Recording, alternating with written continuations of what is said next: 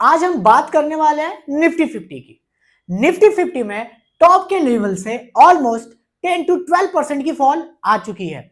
Market में इतनी fall आने के बाद क्या हमें अब कोई बाइंग अपॉर्चुनिटी खोजनी चाहिए या फिर निफ्टी में और फॉल आ सकती है? यदि निफ्टी में और फॉल आ सकती है तो वो कौन सा लेवल या कौन सा जोन होगा जहां से निफ्टी में और फॉल आ सकती है, या फिर निफ्टी में जब भी बाइंग शुरू होगी तो वो कौन सा जोन होगा या कौन सा पैटर्न होगा जिसके थ्रू हम पता कर सकते हैं कि निफ्टी में अब यहां से बाइंग अपॉर्चुनिटी बन सकती है। यदि आपको भी जानना है तो वीडियो के अंत तक जरूर बने रहे। और हाँ, यदि आपने चैनल को सब्सक्राइब नहीं किया तो फटाफट सब्सक्राइब कर ले और बेल आइकन को प्रेस करना ना भूले ताकि हमारी अपडेट आप तक सबसे पहले पहुंचती रहे। नमस्कार दोस्तों, मैं मनीष सिंह आप सभी का फिर से स्वागत करता हूं आपके अपने इस यूट्यूब चैनल प्रॉफिट वेदा में। आइए शुरू करते हैं हम लोग निफ्टी 50 की डिटेल एनालिसिस। और हर बार की तरह इस बार भी हम लोग बड़े टाइम फ्रेम से छोटे टाइम फ्रेम की तरफ आएंगे और जानने की कोशिश करेंगे कि निफ्टी 50 में अगला कदम हम क्या लेना चाहिए। ठीक है, तो हम लोग चार्ट पे देख सकते हैं कि निफ्टी 50 का मंथली टाइम फ्रेम हमने यहाँ पे लगा रखा है और निफ्टी 50 में टॉप के लेवल से करंटली अभी 10 to 12% की ऑलमोस्ट फॉल आ चुकी है। और निफ्टी 50 का ये चार्ट देख के कोई नहीं बोल सकता है कि यहां से और फॉल नहीं आ सकती, वो भी तब जब पिछले 4 सालों में निफ्टी 50 ने करीबन 250% का रिटर्न दिया हो। तो इतने बड़े गेन के बाद यदि अगर मार्केट में 20-30% की फॉल आ भी जाती है तो मैं हैरान होने की जरूरत नहीं है। एक हेल्दी मार्केट के लिए एक करेक्शन बहुत जरूरी होता है। आप देख सकते हैं कि जब मार्केट यहां से चलनी शुरू हुई तो उसने 2 बार करेक्शन लिया, बट इन दोनों करेक्शन में और इस करेक्शन में फर्क क्या है? यहां पे जब करेक्शन आनी शुरू हुई तो यहां पे हमको मंथली टाइम फ्रेम में एक बढ़िया डिमांड जोन दिखाई दिया था। तो इस डिमांड जोन ने इस करेक्शन को यहां पे रोक लिया और वापस से इसको ऊपर की तरफ शिफ्ट किया। अब जब नेक्स्ट करेक्शन यहां से आनी शुरू हुई तो हमें वापस से यहां पे एक रैली बेस रैली का अच्छा डिमांड जोन देखने मिला, इसलिए उस डिमांड जोन ने इस फॉल को रोका और वापस से उसको ऊपर की तरफ शिफ्ट कर दिया।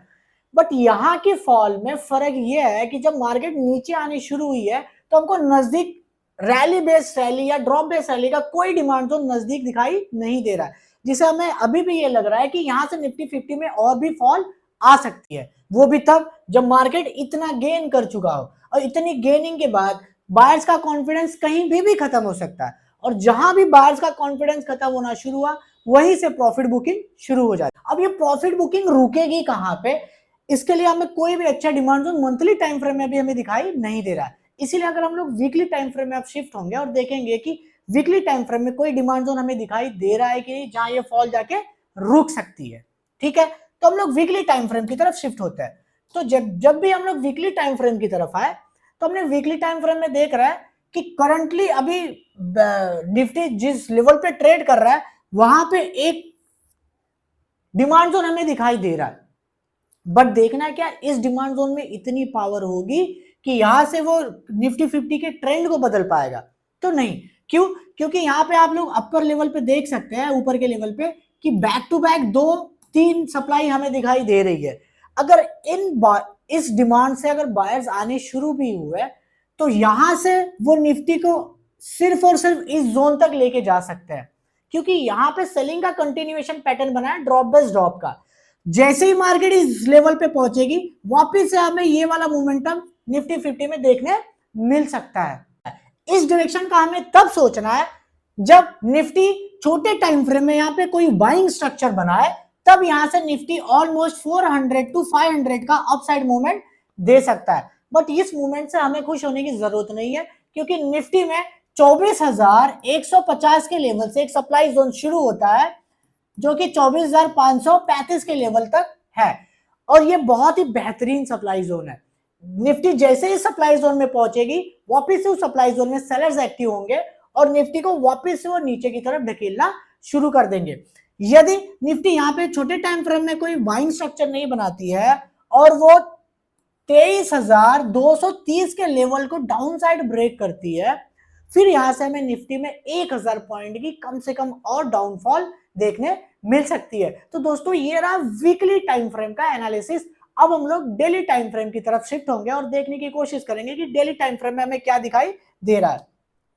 ये रहा आपके सामने निफ्टी 50 का डेली टाइम फ्रेम का चार्ट। डेली टाइम फ्रेम में अभी हमें सेलिंग के बारे में सोचना भी नहीं है, बिकॉज आपने अभी वीकली टाइम फ्रेम में देखा कि अभी करंटली निफ्टी एक मंथ वीकली के डिमांड जोन में है।